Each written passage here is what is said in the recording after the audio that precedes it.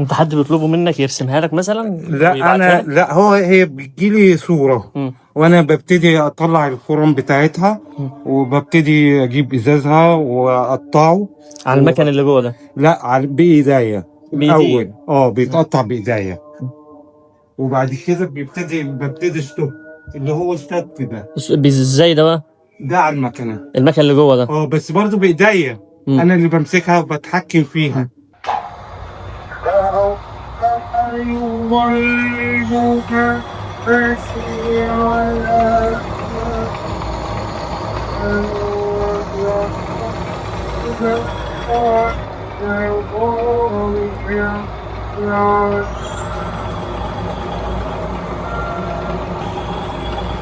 ده اسمه بالنسبه لنا اسمه شط العريض ده. احنا بنسميه شط. يعني السمك ده كله بيتعمل على